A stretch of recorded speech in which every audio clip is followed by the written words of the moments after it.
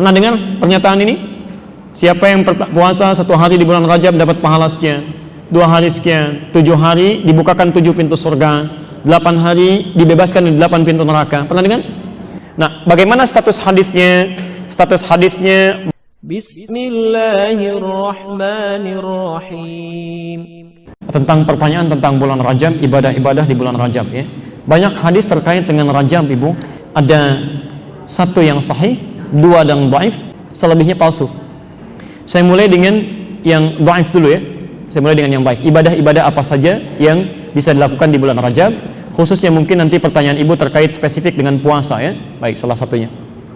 Mari kita lihat di Musnad Ahmad, Musnad 1, nomor hadis 259 dari Ibnu Abbas ya.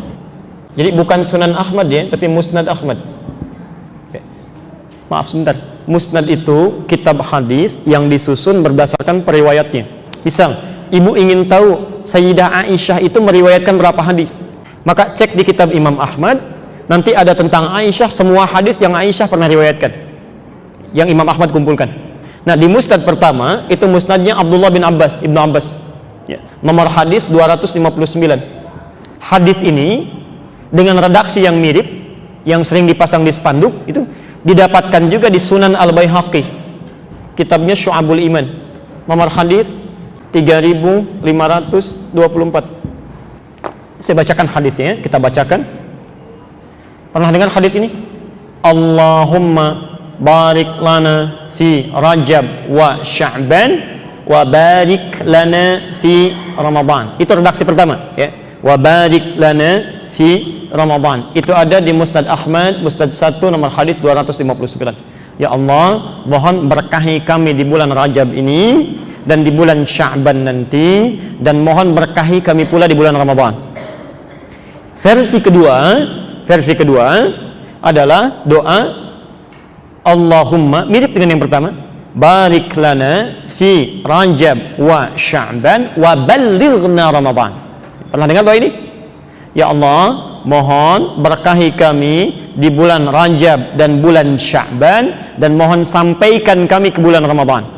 Jadi amalan pertama yang sering populer di masyarakat ada di bulan Rajab adalah doa yang dipanjatkan supaya diberkahi di bulan Rajab, Sya'ban, dan sampai ke Ramadan. Jelas sampai sini?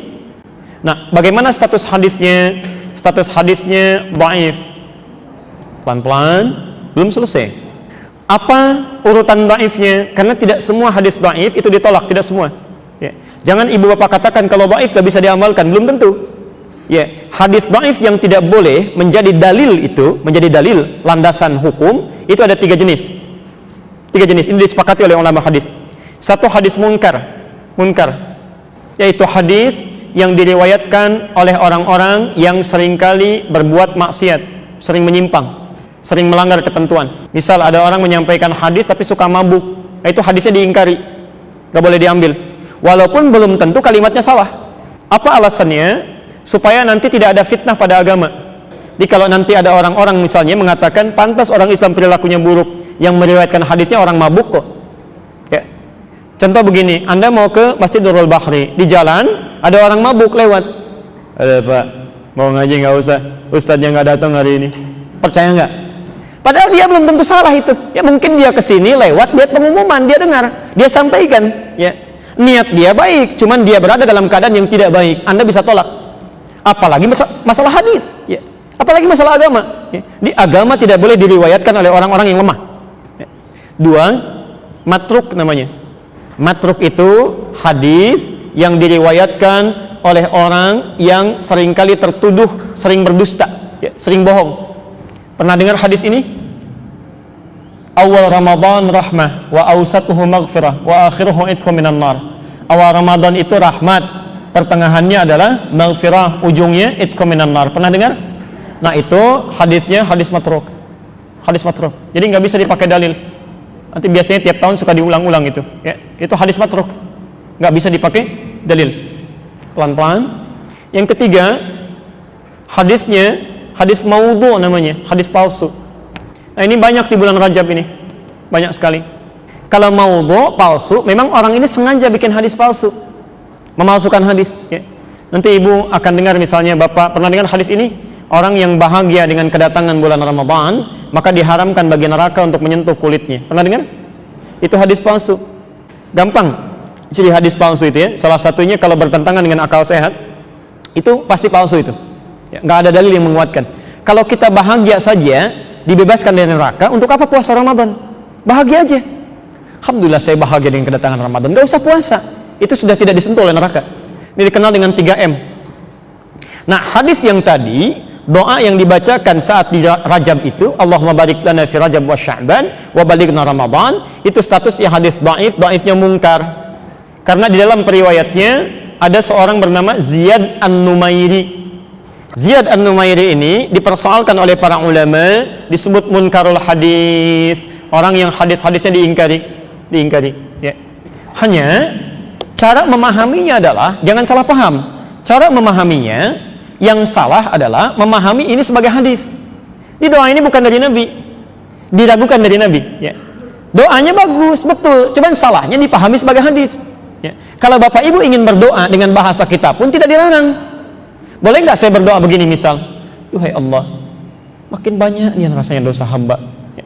Mohon berkahi kehidupan hamba ya Allah di bulan Rajab ini. Berikan kesempatan untuk berubah, sampaikan hamba ke bulan Ramadan supaya bisa bertobat dengan baik. Boleh nggak? Boleh. Cuma di akhir mungkin dikatakan begini, ini hadis dari Nabi. Itu yang salah. Jadi kalau anda ingin berdoa pun mengambil maknanya sah-sah saja. Yang salah memahami itu sebagai hadis. Jelas ya?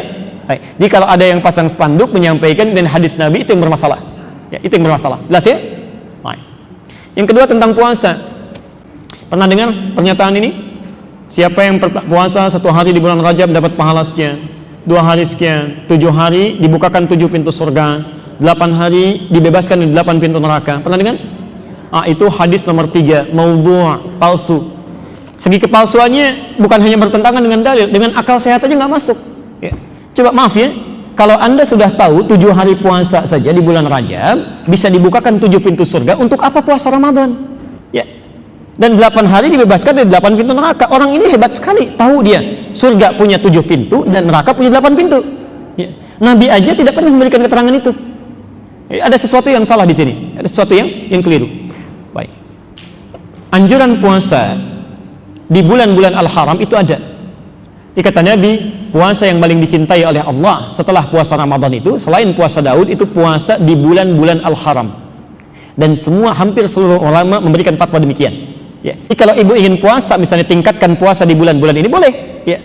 Tapi yang tidak disukai ulama atau bahkan tidak diperkenankan, mengkhususkan di bulan tertentu, menolak yang lainnya. Jadi kalau ingin puasa di bulan-bulan itu boleh. Ya. Rajab ibu puasa, silahkan. Ya. Kemudian Dzulqa'dah puasa boleh. Dzulhijjah puasa boleh, bahkan 10 pertamanya besar pahalanya. Ya.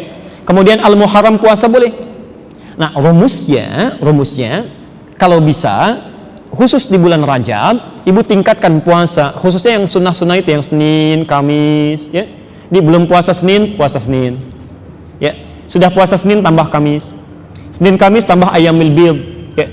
Kalau ingin tingkatkan lagi boleh puasa Daud, boleh. Ya. Hari ini Senin puasa, Selasa besok tidak, ya. Rabu puasa, Kamis tidak. Puasa apa namanya? Daud, ya. Salat Daud tidak ada, ya. Subuh salat, duhur tidak, ya. Asar salat, maghrib tidak. Itu ngarang, ya. Nanti supaya tubuh kita terbiasa sebelum datang Ramadan. Nanti kalau ingin lebih banyak lagi puasanya bulan Sya'ban, itu boleh.